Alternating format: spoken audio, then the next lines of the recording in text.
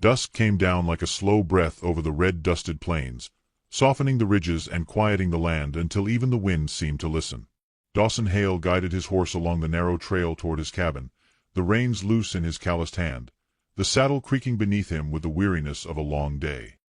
He had grown used to silence out here, silence and the long companionship of miles, but that evening something in the air felt altered, as though the world were holding itself still in anticipation of a moment it did not want him to miss. He noticed it first in the way the cottonwoods near his place seemed to lean inward, their trembling leaves whispering secrets to the dying light. Then he saw them. Two young figures stood near the fence line, silhouettes cut from golden shadow as the sun slid behind them. They didn't move even when his horse slowed, as if fear had rooted them into the earth. Dawson felt his breath catch in his throat, not from surprise but from the immediate understanding that whoever they were desperate. Desperation had a way of staining the air around a person. He had learned to recognize it long ago. As he approached, the shapes sharpened into a boy and a girl, 19, both thin, with dust-coated clothes that had once been carefully kept. Their dark hair hung limp over their shoulders, and their cheeks were streaked not just with grime but with something rawer, shame, exhaustion, and the last spark of hope that had brought them to his gate. The girl stepped forward, her hands curled to her chest as though she was afraid even of her own voice. When she spoke, it was barely louder than the breeze. "Sir, our mama can't walk anymore." The simple sentence fell into Dawson's chest like a stone dropped into still water, sending quiet ripples through a life that had grown too still. He slid off his horse without a word, his boots sinking into the soft dust. The twins trembled as though they expected him to turn them away. It stung him. How easily they braced for rejection, how certain they seemed that mercy was too much to ask for. "Where is she?" he asked, gentle as he could manage. The boy lifted his hand, pointing toward the wide cottonwood near the barn. "Over there. We tried to get her up again, but—" He didn't finish. His throat tightened around the failure he felt too deeply. Dawson didn't wait for more. He moved toward the tree, and as he drew closer, he saw her, the mother, collapsed against the trunk, her breath shallow, her forehead glistening with a cold sheen of sweat. She looked worn down to the bone, yet her posture still held a strange grace, as if dignity were the last possession she refused to surrender. Her black hair spilled over her shoulders, threaded with dust and tangled from travel, but it framed a face that carried its own quiet strength. When Dawson knelt beside her, she startled, her eyes fluttering open like a lantern fighting the wind. The girl hurried after him. "Please, she hasn't eaten much. And the town." She swallowed hard. "They told us to leave. They said we were trouble." The words were knives she tried to whisper softly, but Dawson felt every blade. He had seen the town's cruelty before, masked behind its polite smiles, hidden beneath its claims of order. Outsiders always bore the weight of their judgment first. He slipped an arm beneath the woman's back, feeling how light she was, how her breath shuddered when he lifted her. Her eyes widened faintly, not in fear but in disbelief. Dawson steadied her with a hand behind her shoulders. "Easy," he murmured, though she didn't understand his words so much as the tone. It soothed her anyway. The twins hovered close, watching him with a mix of terror and fragile hope. When he realized their own legs were shaking, likely from hunger and too many miles, he shifted the woman carefully into his arms and glanced back at them. "Come on," he said, nodding toward the cabin. "All of you." They followed without hesitation. Inside his small home, the fire still held the warmth from earlier that morning. He laid the mother gently on his bed, tucking a folded blanket beneath her head. The girl, Lien, as he would later learn, knelt beside her immediately, straightening her mother's hair with trembling fingers. The boy, Shen, hovered near the doorway as though afraid he might break something by stepping too far inside. Dawson lit a lantern, its glow filling the room with a soft amber hue. It caught on the mother's face, revealing how the hardship had etched itself into her skin. She opened her eyes again, searching the dim shapes around her before settling on him. There was confusion there, but also something deeper, a question she did not know how to voice. He didn't speak either. Sometimes words only cluttered a moment that needed quiet. The twins busied themselves with small tasks, the girl smoothing the blanket, the boy checking her mother's pulse though he didn't know what to look for. Dawson could see the guilt pooling in their shoulders, the weight of feeling responsible for everything that had gone wrong. As he mixed a little water with leftover broth, Lien whispered, "She tried to walk, but she fell again. We didn't know where else to go." Her voice cracked like thin ice. "We thought maybe you would listen." He handed her the cup, nodding toward her mother. "Let her sip it." Slowly. Lien did, her breath trembling as she lifted the cup to her mother's lips. The woman drank weakly, eyes fluttering closed as warmth spread through her. Dawson stepped back, giving them space. He didn't know their story yet, but he knew suffering when he saw it. And something about the mother, about the twins, told him their hardship had been long, undeserved, and heavy. A faint rustling made him look toward the doorway. Outside, in the fading light, a lone figure on horseback paused near the fence line. The silhouette was unmistakable: Marshal Clay Trenton. His presence was a warning carried on silent hooves. Dawson's jaw tightened. The marshal lingered a moment, watching the cabin with a stillness that felt too deliberate, before turning his horse and disappearing back toward town. His absence left a coldness in the air that had nothing to do with the dusk. Dawson closed the door, the latch echoing softly. Behind him, Maylene's eyes opened once more. Her voice was fragile but clear enough to reach him. "Why are you kind to us?" The question stopped him mid-breath. He looked at her, this woman who had crossed miles of cruelty, who asked for nothing yet carried everything. The twins watched him too, their faces suspended in that delicate space between fear and hope. Before he could answer, the lantern flickered, and a sudden gust rattled the shutters, as if something outside had shifted, waiting for what came next. Morning seeped gently into the cabin, pale and delicate, as if afraid to disturb the fragile peace that had settled during the night. Dawson moved quietly as he rekindled the fire, careful not to wake the three strangers who had turned his home into something softer just by existing within its walls. Shin lay slumped near the hearth, head resting against a folded coat Dawson had placed under him. Lien slept in a chair, her arms curled protectively around her mother's blanket-covered legs. And Maylin rested on the bed with her breathing steadier than before, though exhaustion still clung to her features like a second skin. Dawson stepped outside for a moment, letting the crisp air clear his thoughts. The memory of Marshal Trenton's silhouette from the night before hovered in the back of his mind. The man brought trouble wherever he paused. Dawson knew better than to ignore that shadow, but he also knew fear was a poor reason to turn away those who had nowhere else left to go. The cottonwood leaves rustled overhead, giving a whisper of agreement, or perhaps warning. Out here, it was sometimes hard to tell the difference. Inside, Lien stirred. When Dawson returned, she blinked sleepily, then straightened with embarrassment, smoothing her hair as if she'd broken some unspoken rule simply by resting. "I'm sorry," she murmured. "I should have stayed awake. Mama might have needed something." "You needed rest too," Dawson replied, hanging his hat on the wall. "You're safe here. All of you." Lien looked down, her fingers twisting together. Gratitude flickered across her face, sharpened by the disbelief that safety could be offered so freely. Shen woke next, pushing himself upright with a stiff groan. He nodded at Dawson with a mixture of respect and caution, the look of a boy forced to become a man far too early.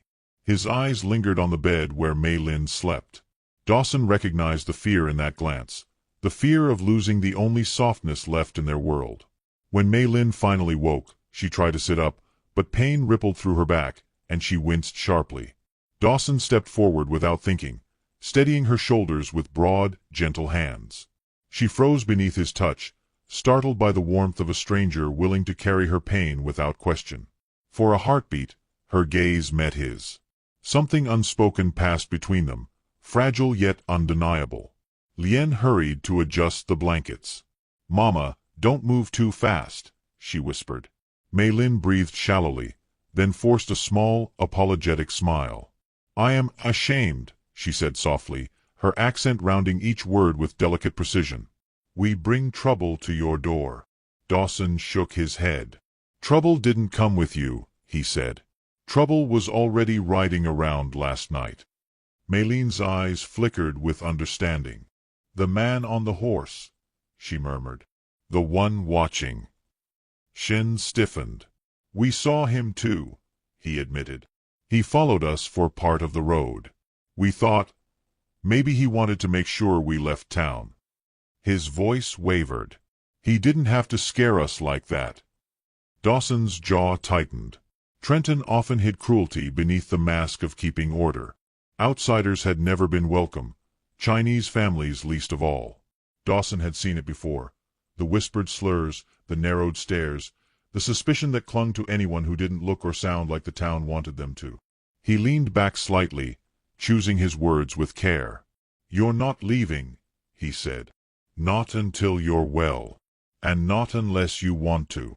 Mei Lin blinked rapidly, her throat tightening. She bowed her head in a gesture that felt ancient and reverent, though she owed him nothing. "Thank you," she whispered. "I have not heard kindness in many months." The twins busied themselves helping Dawson prepare a simple breakfast: eggs, bread, a little warm broth for Mei Lin. Lien worked with practiced skill despite her exhaustion, and Shen watched Dawson closely, mimicking his movements as he chopped wood outside. Dawson saw something in the boy he recognized from his own youth, a hunger to learn, to stand on steadier ground. As hours passed, the twins began telling their story in fragmented pieces. How their father died under a railroad camp foreman's cruelty, how Mei Lin had been forced to work long shifts sorting scrap metal for pennies, how the foreman struck her when she slowed from exhaustion. Shen's fists tightened until his knuckles whitened. Lien's voice trembled when she described dragging their mother away in the night after one final blow left her unable to walk more than a few steps. The town of Red Hollow had offered no refuge. Abigail Crow at the Mercantile had turned them away, her voice sharp as a knife. "We can't have you here," she'd said loudly, ensuring the whole store heard. "People will think we're inviting trouble." Someone else muttered, "Strays usually bring lice and bad luck." Another man laughed. "Railroad rats don't belong in decent streets." Lien had held her mother upright while Shen begged for a doctor. But everyone looked away. No help. No shelter. No mercy.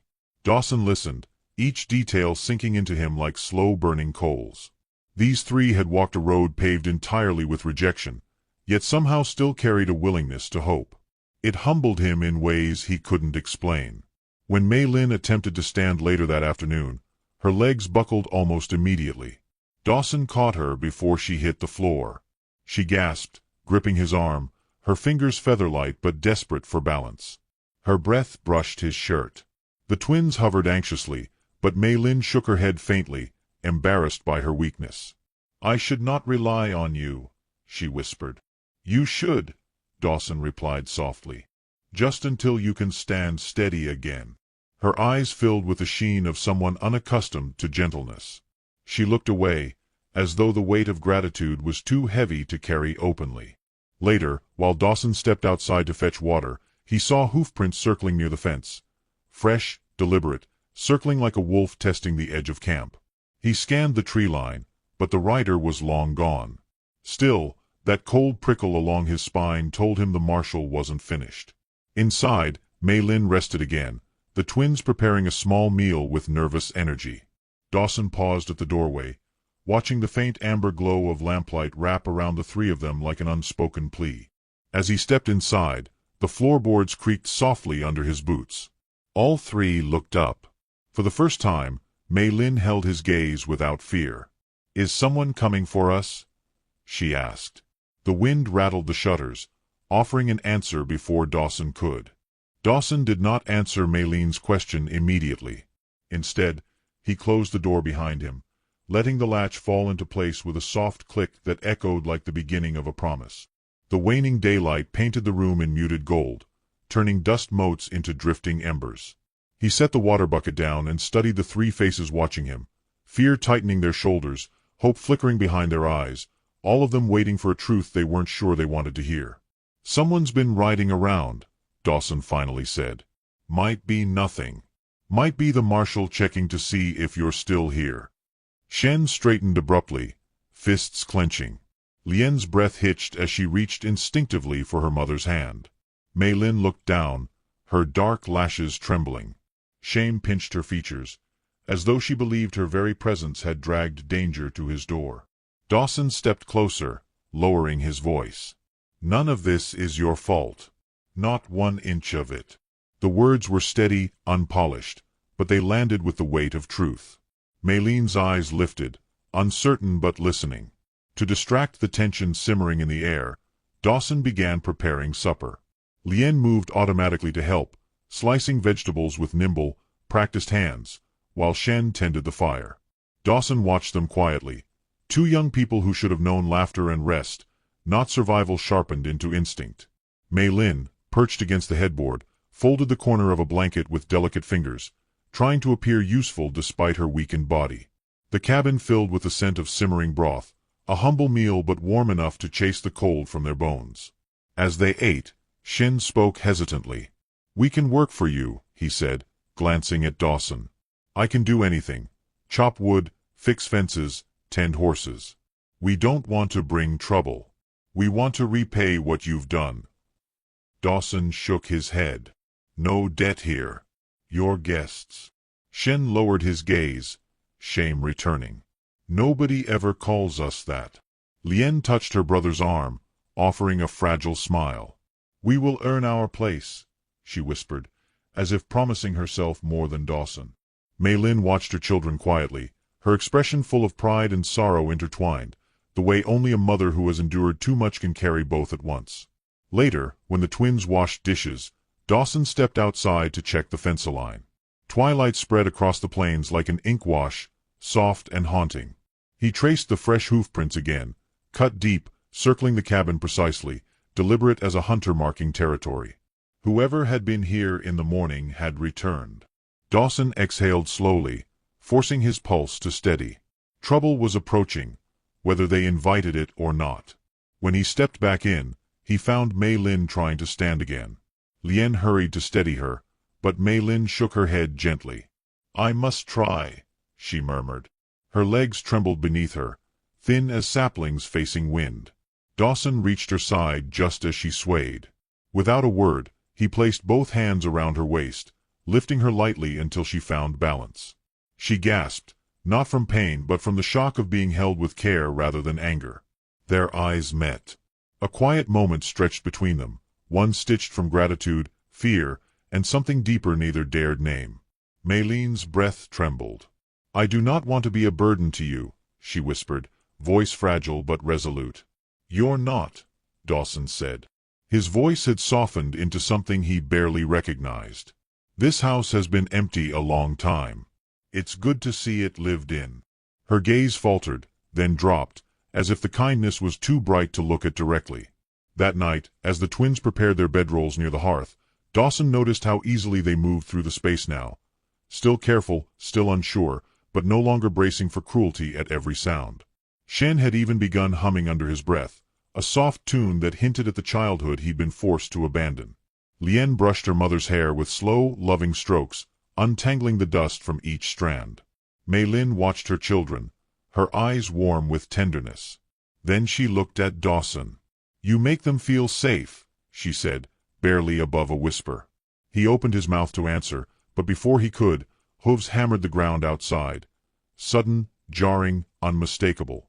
The twins froze. Maylene's hand tightened around the blanket. Dawson strode to the window and peered out. A single rider sat near the fence, lantern swinging from his saddle horn, illuminating his badge. The marshal. Again. This time he didn't linger. He leaned forward, studying the cabin with a calculating stare, then turned and rode off, dust billowing behind him like a warning dragged through the dark. Dawson's pulse tightened. Maylin saw his expression and whispered, "He will come back." "He might," Dawson acknowledged. Silence stretched through the room until Shen finally spoke. "Maybe we should leave," he said. "We don't want you to get in trouble because of us." Dawson shook his head immediately. "No. You're not running again." His tone brooked no argument, but it wasn't anger that strengthened it, it was conviction. Lien looked at him with wide, fragile eyes. "Why?" she asked softly. "Why do you care what happens to us?" He let out a slow breath, glancing around the cabin, the cracked window pane, the worn floorboards, the single chair he'd grown used to sitting in alone. "Because no one deserves to walk this land scared and unwanted," he said. "And because I've spent enough years with only ghosts for company."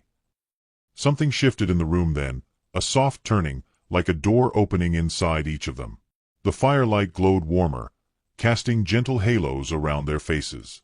Maylene's shoulders eased, as though some great weight had loosened its grip on her heart. Later, after the twins drifted into exhausted sleep, Dawson found Maylene still awake, her eyes reflecting the flicker of the fire. She studied him with a quiet intensity that felt almost like a question she wasn't ready to voice. "You should rest," Dawson said gently. "I will," she murmured. "But, thank you for seeing us." He swallowed, the simplicity of her words striking deeper than any declaration could. Outside, the wind brushed against the cabin again, this time sounding more like a warning than a whisper. Dawson looked toward the window, feeling the night shift around them. Something was moving in the dark. Something drawing nearer. The following morning arrived wrapped in a stillness that felt unnatural, as though the plains themselves were waiting for something to begin. Dawn spilled across the horizon in faint streaks of amber, brushing the cabin walls with light too soft to erase the tension that had settled inside during the long hours of night. Dawson had slept lightly, if at all, his senses tuned to every distant hoofbeat, every whisper of wind against the shutters. Maylene stirred first. Her breath trembled as she tried to push herself upright, pain tugging at her muscles like invisible hands. Dawson moved to steady her, and for a moment their hands remained clasped longer than necessity required. Neither acknowledged the stillness between them, but both felt it. Shen stepped outside to gather firewood, eager to distract himself from the fear that gnawed at him. Lien began boiling water for tea, her movements quiet and careful. Dawson sensed a weight pressing on each of them, the dread of being hunted simply for existing where others decided they did not belong. He walked to the window, scanning the open land beyond the fence line. Nothing moved, but the silence itself felt like a presence. Maylene watched him, her brows drawn. "He is coming, isn't he?" she asked softly. Dawson exhaled slowly. "I think he means to force a reckoning." The words hung heavy, and Maylene closed her eyes briefly as if steadying her spirit before it could break. "I do not want your life tangled in our troubles," she murmured. "We can leave tonight, before he returns." "You're not leaving." His response came too quickly, too firmly. When she looked up in surprise, Dawson softened his tone but not his conviction. "Not like this. Not scared. Not chased." He paused, searching her face. "You've run far enough." Her gaze warmed, though sorrow threaded through it. "I do not want anyone hurt because of us." He shook his head. "The marshal's the one causing hurt, not you." Before more could be said, the cabin door swung open and Shin rushed inside, breathless. "Riders," he whispered. "2 of them. Coming down the ridge." Lien froze. Maylene's fingers curled into the blanket. Dawson stepped past the boy, placing a steadying hand on his shoulder before moving outside. The riders approached slowly, their shapes growing larger against the rising sun. The first wore the marshal's badge, glinting sharply in the light.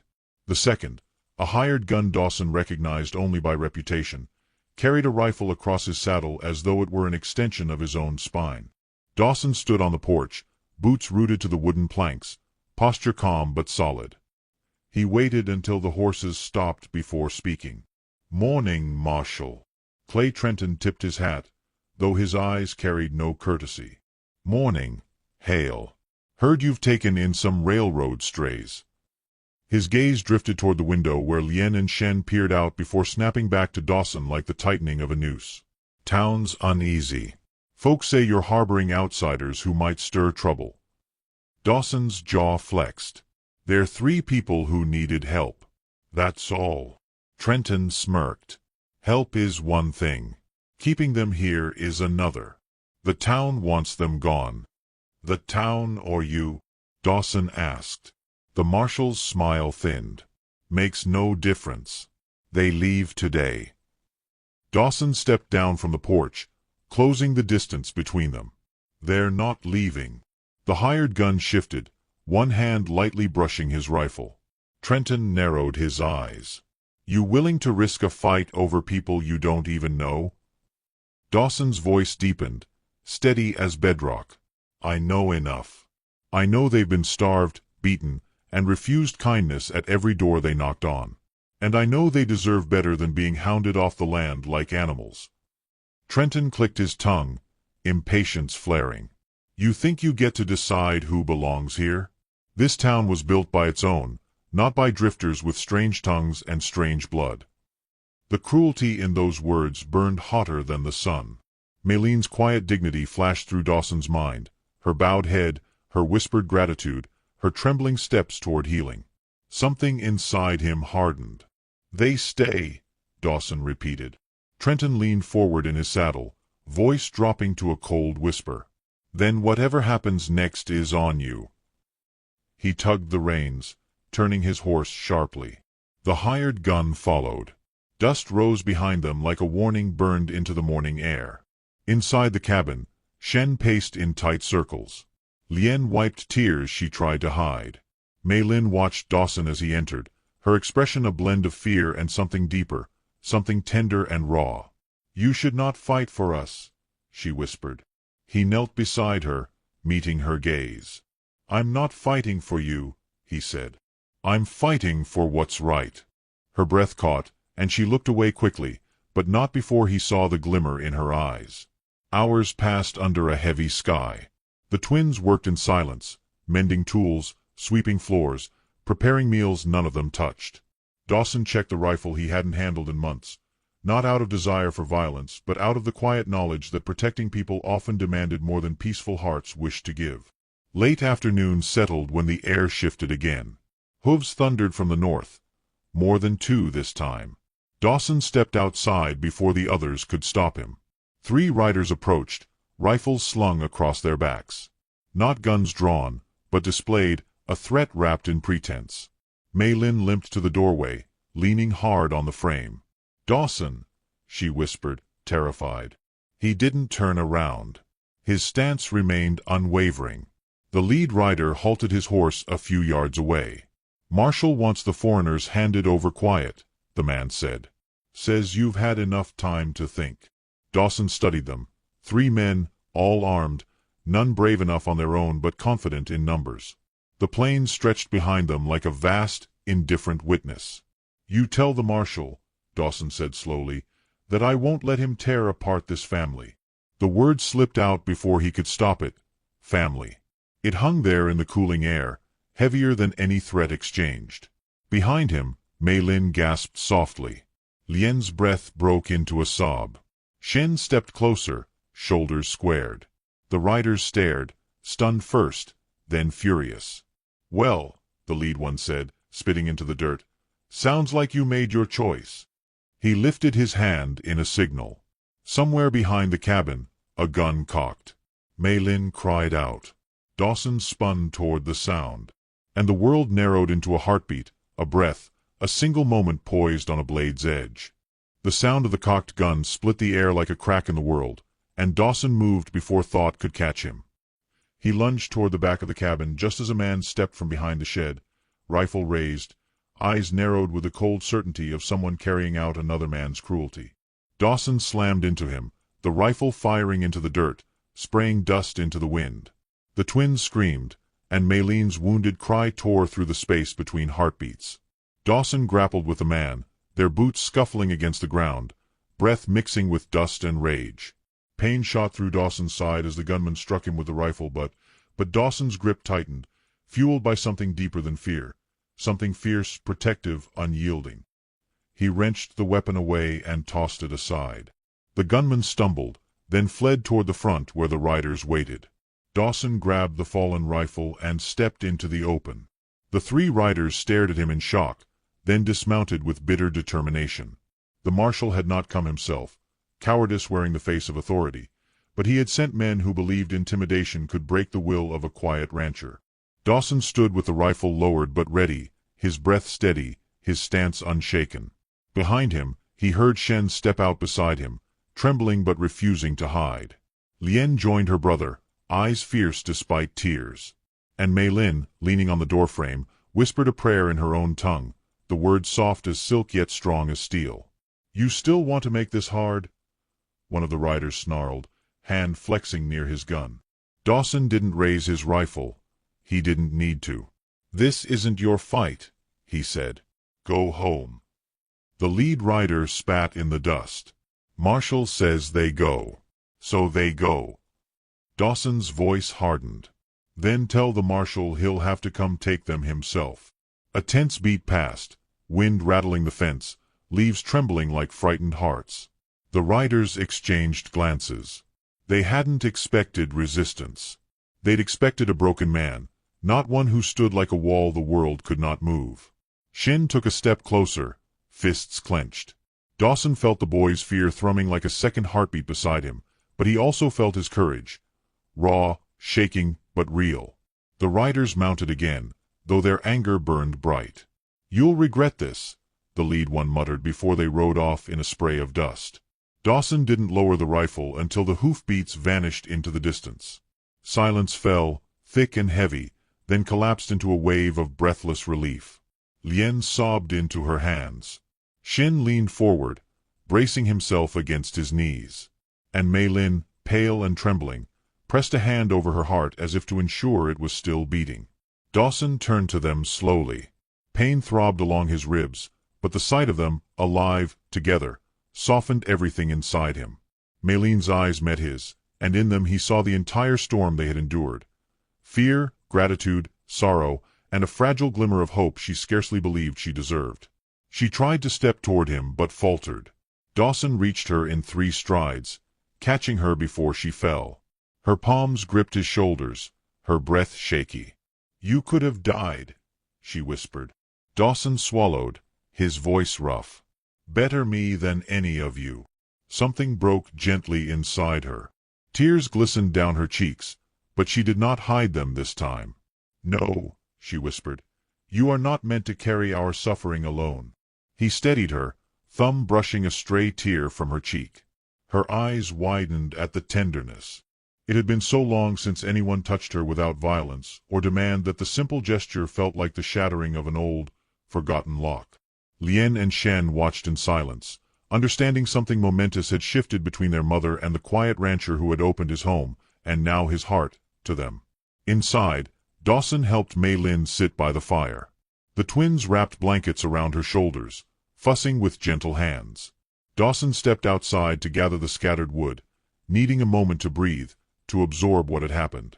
The sun dipped behind the hills, painting the sky in streaks of rose and gold, as if the world wanted to soothe the wounds carved into the day. When he returned to the cabin, the fire glowed warm, and Mei Lin looked at him as though he had become something more than a stranger, more than a rescuer, something she did not yet have the words for. She reached out a hand. "Sit," she said softly. He did. For a long while they said nothing. The twins drifted into exhausted sleep near the hearth.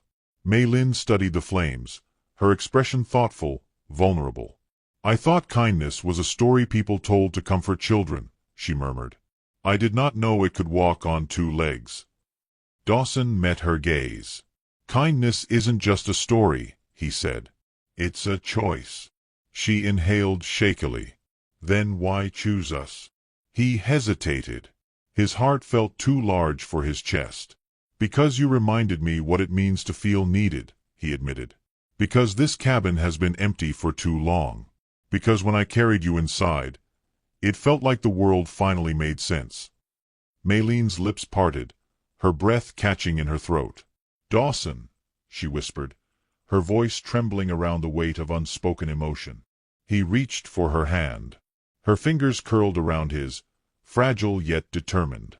In that moment, no marshal, no town judgment, no distance of culture or past suffering could stand between them. They were 2 souls who had been wandering for too long, finally finding rest in each other's presence. But the day wasn't finished with them. A distant sound drifted through the night. Subtle, rhythmic, unmistakable. Hoofbeats. Slow this time. Purposeful. Dawson rose, heart tightening. Mei Lin's hand slipped reluctantly from his. He stepped to the window, lifting the curtain just enough to see the outline of a single rider approaching beneath the moonlight. Marshal Clay Trenton himself. Coming alone. Coming late. Coming ready. The conflict they thought they'd survived was only the beginning.